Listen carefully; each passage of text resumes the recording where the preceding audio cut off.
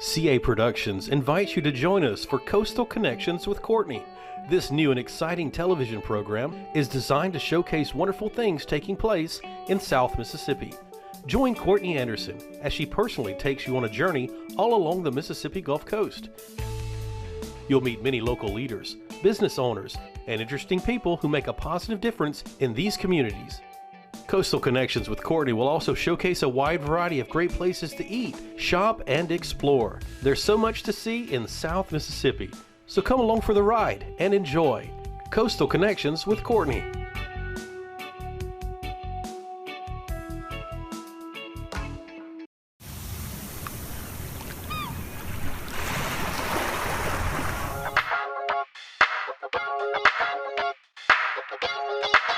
Hi everyone, and welcome to Coastal Connections with Courtney this Sunday.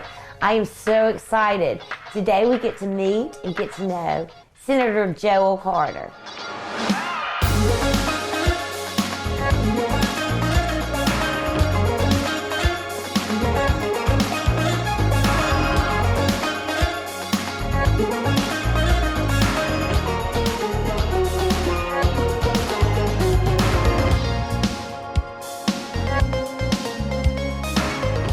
So here we are, everyone, in the home of Senator Joel Carter, and thank you for this opportunity. I was glad to get you on the schedule. It's been a year since I could get in with you, but I appreciate your opportunity and the time to take out to talk to me on the coast. Absolutely.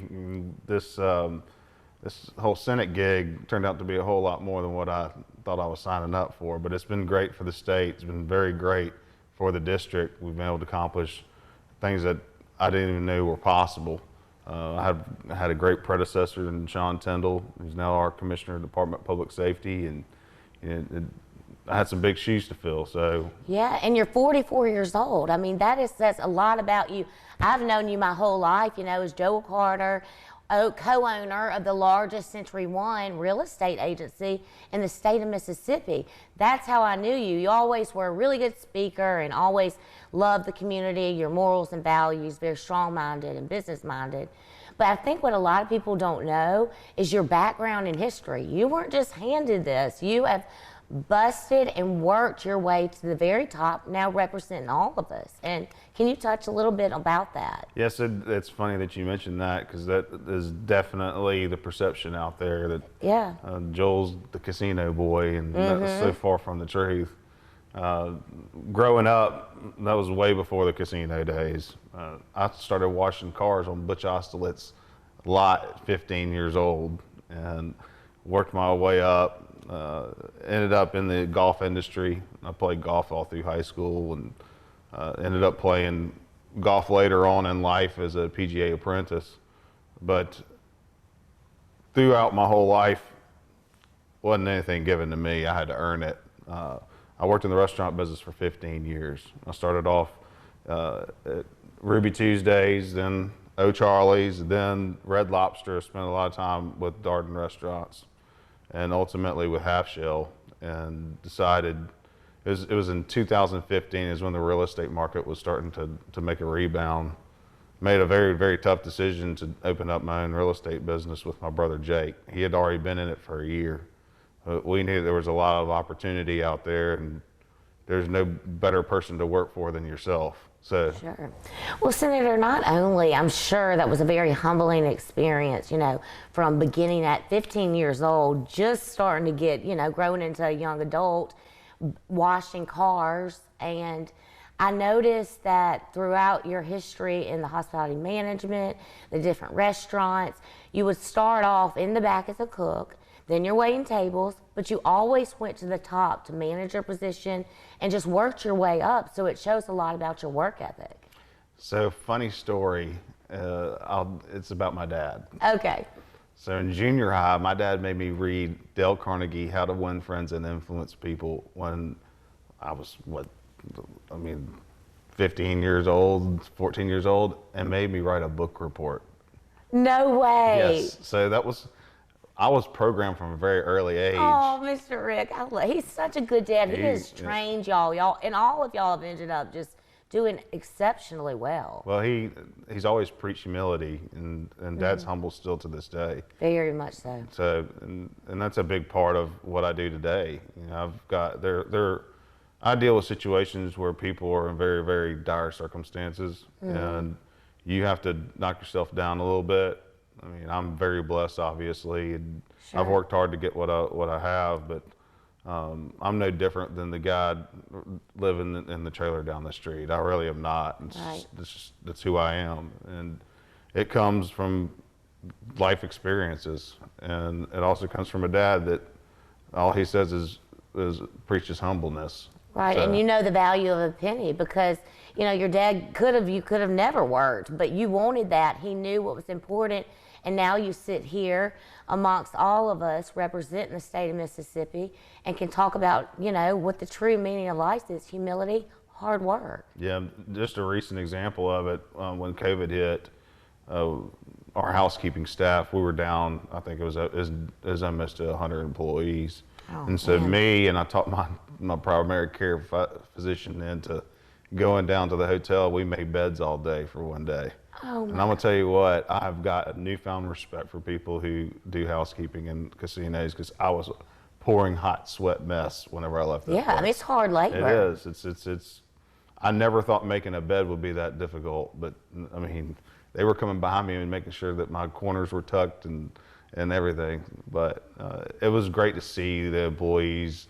They had so much respect that I would go out there and get my hands dirty and do all that. And it kind of hurt my feelings a little bit for that people would feel that way. You know, growing up the way I have, I don't think I'm better than anybody. I know, and that's the cool thing about you. You know, we see you from afar since 2018 in the nicest suits, represented. You're such an eloquent speaker. I mean, we couldn't have a better senator. But not only that, you know reality. You know the value of a penny. You listen to people in need. You notice the person on the side of the street that's homeless, and your brain starts thinking, and you speak on behalf of all of us. And it's helped me a lot in my new role in the Senate. I'm chairman of Energy, and I was recently elected chairman of the Energy Council. And the Energy Council is 14 energy-producing states and 2 Canadian provinces. My role as chairman is to obviously grow the organization. My goal is there's another organization called the Southern States Energy Board. I'm on the executive committee there. And the things that we do at the Energy Council and the things they do at the Southern States Energy Board are very, very similar. My goal is to get those 2 organizations to communicate and work more together, as well as to recruit more energy producing states. Because right now, the cost of energy is on the rise, and everything's dependent on energy. And so we have some very difficult things that we have to tackle. I truly believe that the federal government will never get energy policy right. I believe it's going to be up to the states to get energy policy right, and I want Mississippi on the forefront of that. And do you feel like that's definitely happening, a possibility, as you're in the middle of it amongst the legislators? 100%. So we've already taken some initiatives as far as CO2 sequestration. We have the 3rd largest pipeline system in the state. I mean, there are things that we're already making a move on, and I'm able to go and talk about it and encourage other states to do the same things that we're doing. Well, I know you don't like to talk about all the different things that you've received in your first year term, but I heard, through many people that it was a huge deal for you to be elected chairman of the Energy Council in such a short period of time. It was. So it was unheard of for me to be chairman of Energy after only 2 years of service in the Senate. Exactly. That is exactly what, not only did I read it, I've heard that from people in Jackson. Yeah. So there was I came in 18, I was sworn in. And then obviously we had our election in 2020. I was sworn in again in 2020. And I always joke about this. Lieutenant Governor Hoseman, he called me. He's like, "So, Joel, what chairmanships do you want?" He's like, "Well, I'll take appropriations, finance, or energy." He's like, "I can't give you appropriations or finance. You've only been here for 2 years." I said, "Well, we think big." I was like, "Well, how about energy, energy, energy?" I love it. It was very entertaining because whenever you start a new term, the clerk reads off all the new chairmen, what the chairmanships were.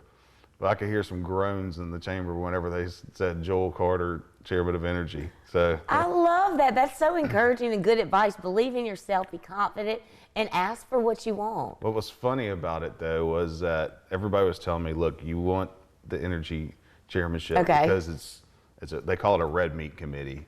Why? Because there's a lot of energy lobbyists. So, obviously. You're eating steak dinners, whatever. And it's easier to fundraise on that committee, too. And then COVID happens. My first year as energy chairman. And the federal government decides to deploy millions and millions of dollars of broadband funding into the state, which created some tension between the governor and the legislature. But I ended up having basically to pick winners and losers. We ended up giving the cooperatives $150 million to deploy high-speed internet access throughout the state that year. And then the following year, we gave Mississippi Power the access to lease their dark fiber. They have these big fiber trunk lines for transmission. They run through some of the most rural areas of the state. They could have up to about 123 lines of fiber in there, and they may be using 2 or 3 of them. Wow. So now we have the ability to lease that fiber out to internet service providers, provide a high-speed connection to some of the people in the most rural areas of the state. And Mississippi is very rural. So. Well, Senator, thank you for sharing all of this, and I'm excited. We're going to take a quick break, but I've learned so much, and it's been so awesome just getting to know the real senator. So we're going to take a quick break, and we will touch on everything else when we get back.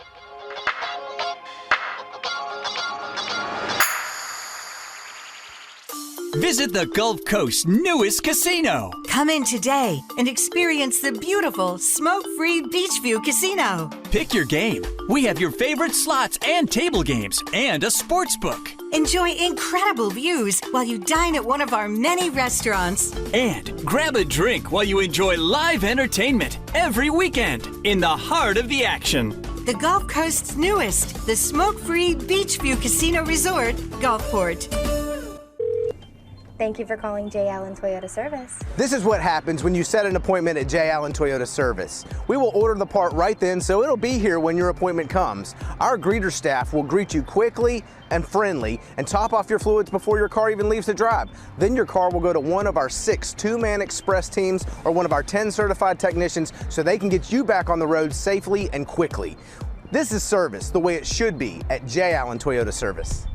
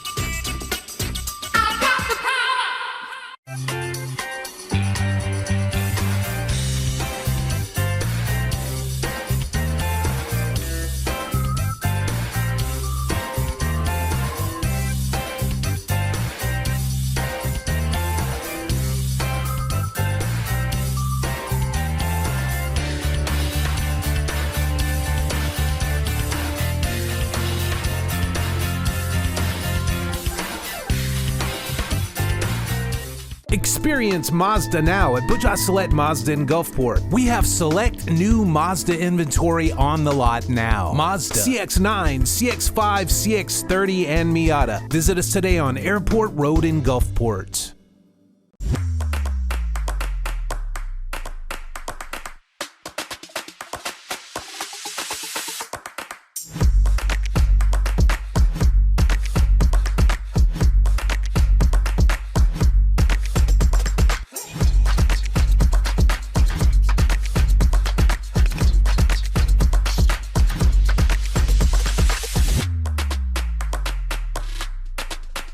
Are a beacon of healing, resolute and consistent, determined.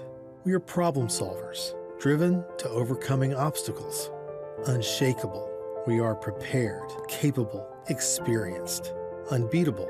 We are a network of people providing care throughout your lifetime. We are believers in the healing power of compassion. We are Memorial.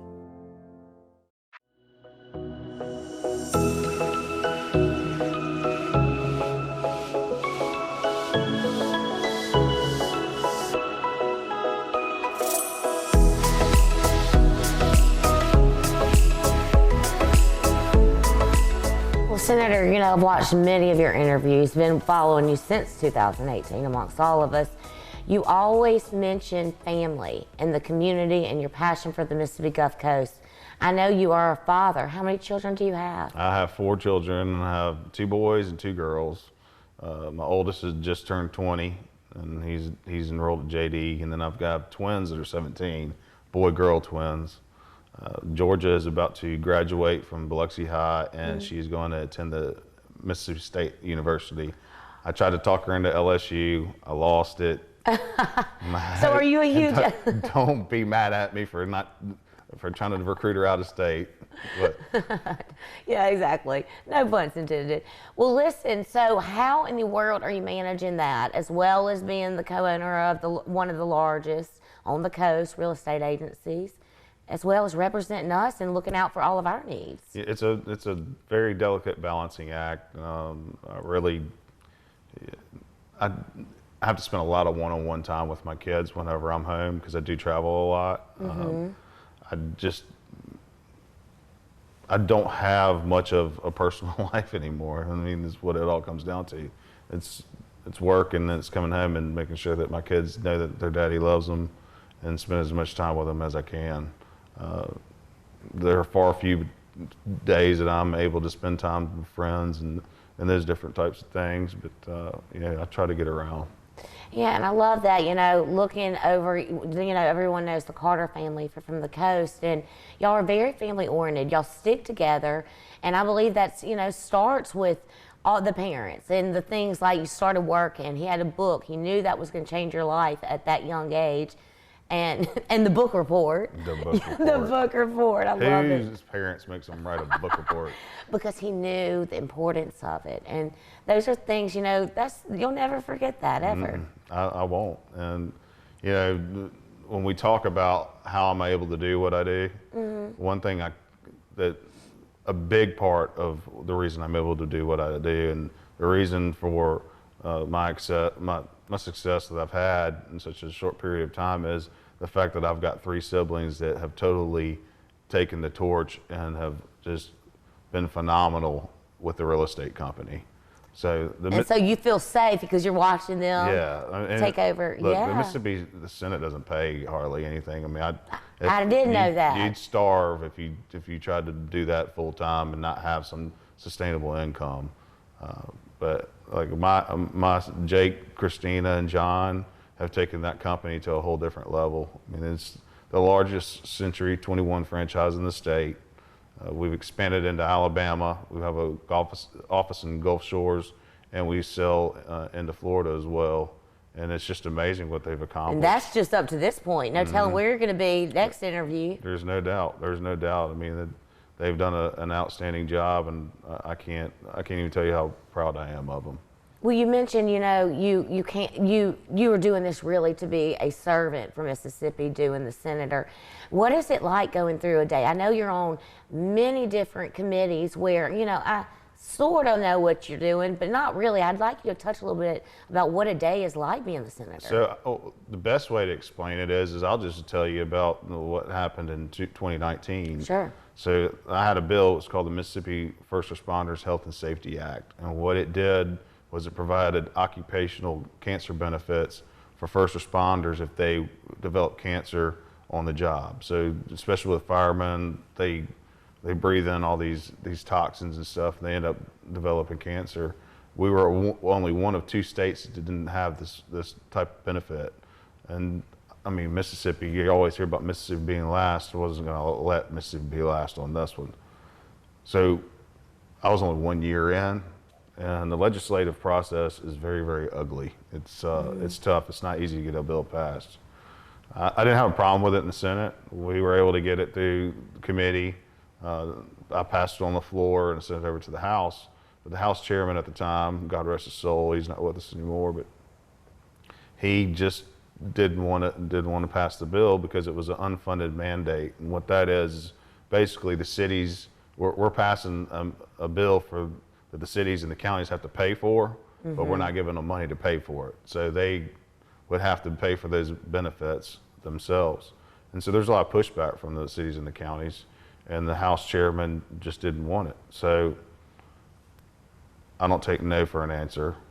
See, and that's why you're perfect for the job. I mean, no telling about the different personalities you're having, because you're so strong-minded, your morals and your values, and then you're hearing other people, it could be total opposite. Yeah. So on the and you have to bite your tongue. Yeah, sometimes. I'm not good at that. Me either. So the deadline day for the bill to get out of committee was that day, and I just kind of talked to a publication called the Clarion Ledger in Jackson about how the House chairman didn't like firefighters, and it was printed that morning, and that bill came out of committee later that day. So it's politics. When they talk about politics can be dirty, it's a contact sport. But I mean, look, at the end of the day, it was the right thing to do. Sure, and that's what it boils down to. And that's everything that I do. You're going to find out that I'm black or white. What's right is right. What's wrong is wrong, and I'm going to do the right thing every time. No matter what. And there's not you can't pay me off. You can't do. I do what's right. Well, Senator, you're 44 and you have such a strong belief system. Have there been mentors that there has to come sometimes and you're torn in between the black and white? So that's where my predecessor comes in. Okay. Sean Tyndall. Sean has been, first of all, Sean conned me into running for this position. And he's a best friend, isn't he? He is. He's so wonderful. I'm sitting in my office one day. We had just moved across the street. We were renting a little boutique office. Okay. We got to the point where we had gotten pretty big, so we bought a bigger office across the street. We got a really good deal on it. Renovate it, whatever. I'm sitting in my office one day, and Sean calls me, and he's like, "Hey, you got a minute to talk?" I was like, "Yeah." You knew it's serious then. And he's like, I'll be there in a second. And I'm like, "Wait, I thought we were talking on the phone." He's like, "No." So he comes to the office. And he walks back to my office and he's like, "Hey, I just got appointed to the Court of Appeals by Governor Bryant. Wow. You need to run for my seat." I was like, "Sean, I can't afford to run for a Senate seat." I was like, "I've got this business to run." He's like, "You can't afford not to do it." Wow. And about 45 minutes later, I was announcing that I was running for state Senate. So. And you knew at that time, this is an opportunity, I'm going to go for it. Mm-hmm. And Sean's been there all the way. I mean, me and him and two other friends co-own a house in Jackson, and I mean, anytime there's a situation where I'm feeling like something may not be right, I call Sean. He's just. And I'm sure vice versa, they do too. 100%. Yeah. No, we've got a good core group. It's me, Sean Tyndall, Frank Bordeaux, and Casey Ure. Okay. And y'all all stay when you're in Jackson. Y'all rent a place or? No, we own a house all together. Oh, you own a house. Very neat. But at nights we're bouncing things back and forth to each other. I mean, Sean's got a big position as commissioner of DPS. I mean, we're just there for each other, and we keep it in all within to where we can say confidential things. But I mean, it's been a really good deal. Those guys are just great people. Well, are you working 24/7? Because I know you come home, you're a family person. You also are, running the business.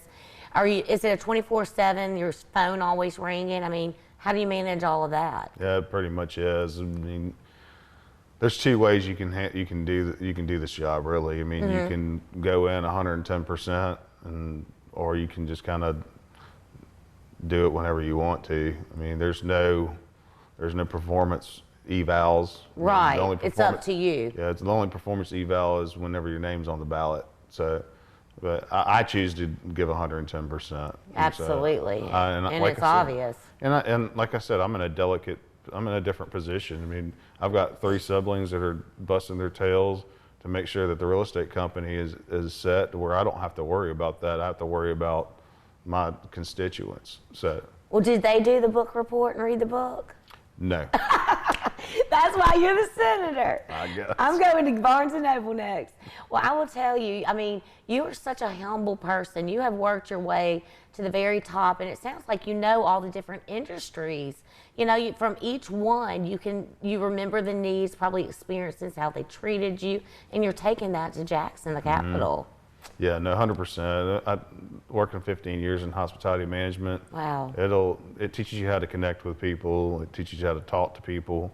Teaches you how you don't want to be talked to. I mean, and you appreciate them when 100%. you're going to your casino. I mean, y'all appreciate them. You're kind, and y'all take care of them. You're a family. Yeah. No, this has been a humbling experience. I mean, I didn't know much about the legislature prior to going in, and it's been a very eye-opening experience. But I've been able to do a lot of good for our community and for our state. Oh, you sure have, 100%. And I've got a lot more on the list to accomplish. I want to make sure that our energy needs are met and that we don't have grid problems, and then ultimately to get our rates down. So right now, under the current administration, fuel rates are so high, it's making our power rates go up. So there are different things going on that I'm monitoring. And you know, I feel so optimistic about the direction that it's all going in, because the confidence that you portray, the confidence, the belief. I mean, it might not have manifested right this second, but you believe in it, and those are the type of people that make it happen. Well, I'm not afraid to call a spade, and I've had some issues with the Public Service Commission here lately, and they're not used to being called out, and they report to me, so I've called them out because they're trying to pass a rule that's ultimately going to make our power rates go up. And we pay enough for electricity down here already. We pay some of the higher rates in the state, and I'm just not going to allow it to happen. Yes. Well, Senator, thank you for your time. I could talk to you forever. I'm sure people have really gotten to enjoy, you know, getting to know you. What a good person, and how, you know, comforting it is for people watching the TV in the state of Mississippi with concerns, knowing we have you up there, you know, speaking on our behalf. So thank you. No, it's a great opportunity, and I'm glad we finally were able to I talk. know. Well, I'll book you for next year. And thank you for this opportunity, and God bless you. Thank you. And I want to thank everyone for tuning in to another Sunday of Coastal Connections with Courtney.